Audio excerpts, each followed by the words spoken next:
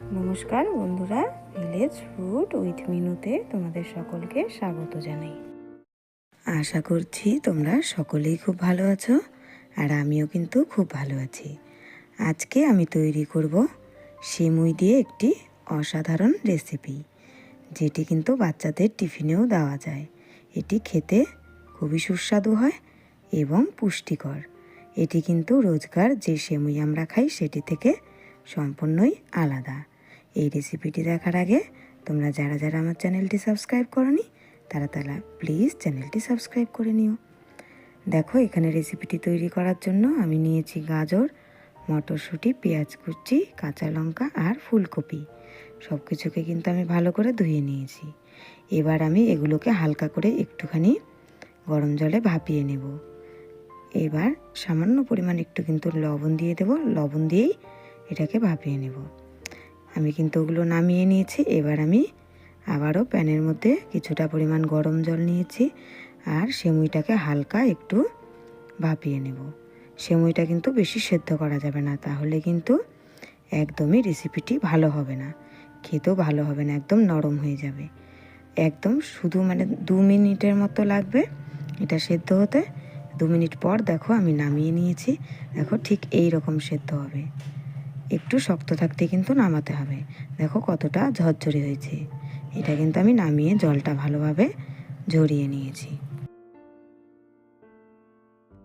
গ্যাসে একটা প্যান বসিয়ে দিয়েছি, দিয়ে দিলাম 1 চামচ পরিমাণ সাদা তেল।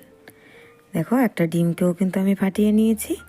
এই ডিমটাকে আমি এবার হালকা করে একটু ভেজে নেব। সামান্য পরিমাণ লবণ আর হলুদ দিয়ে দেব। হলুদটা কিন্তু তোমরা চাইলে দিতেও পারো, নাও দিতে পারো। চাউমিন করার সময় আমরা যেভাবে ডিমটাকে ভাজি সেরকমই কিন্তু ঝুরি ঝুরি করে ভেজে নিতে হবে। এই ডিমটা দিলে রেসিপিটি কিন্তু খেতে বেশ সুস্বাদু হবে, তাই জন্যই দিলাম। ডিমটা কিন্তু তোমরা চাইলে নাও দিতে পারো। যারা নিরামিষ খাও তারা কিন্তু ডিম আর পেঁয়াজটা ছাড়াও এই রেসিপিটি তৈরি করতে পারো। দেখো ডিমটা আমার ভাজা হয়ে গেছে। এবার আমি এটাকে নামিয়ে নেব।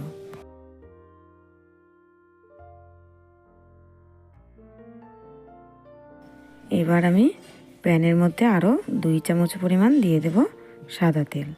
আর এই রান্নাটা কিন্তু একদম কম তেলে করব, যেহেতু বাচ্চাদের জন্য। তারপর দিয়ে দিলাম সামান্য পরিমাণ গোটা জিরে ফোড়ন। এবার আমি দিয়ে দিলাম পেঁয়াজ কুচি আর লঙ্কা কুচি। এটাকে হালকা করে একটু ভেজে নেব। তারপর কিন্তু সেদ্ধ করে রাখা সবজিগুলো এতে দিয়ে দিলাম। এবার এগুলোকেও কিন্তু আমি একটু ভেজে নেব। আস্তে আস্তে নেড়েচেড়ে এগুলোকে ভেজে নিতে হবে।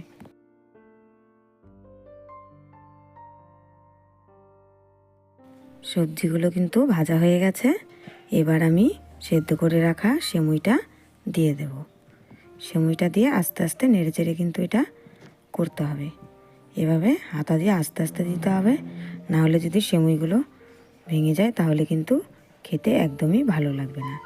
তারপর খুন্তির সাহায্যে আস্তে করে এটাকে একটু নেড়েচেড়ে ভেজে নিতে হবে। তোমরা চাইলে তো হলুদও দিতে পারো, কিন্তু হলুদটা না দিলেও কিন্তু খেতে খারাপ হবে না, দেখতে একটু সুন্দর লাগে। কিন্তু হলুদটা না দিলেও কিন্তু রেসিপিটি অন্যরকম একটি সৌন্দর্যতা রয়েছে।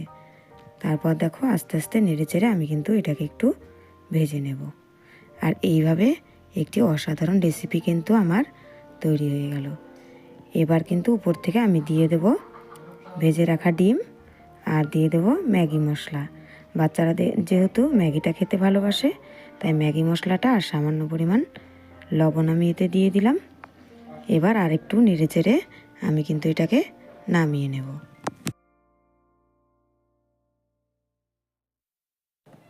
হয়ে গেছে আমার এটা তৈরি। ম্যাগি মশলাটা দিয়ে এবার আমি নামিয়ে নেব। দেখো কত সহজেই তৈরি হয়ে গেল আমার একটি পুষ্টিকর এবং সুস্বাদু সেমুইয়ের রেসিপি। রোজকার সেমুই আমরা যেভাবে খাই সেভাবে যদি খেতে ভালো না লাগে, তাহলে তোমরা এইভাবে একবার বাড়িতে সেমুই বানিয়ে দেখতে পারো। খেতে কিন্তু দুর্দান্ত হয়।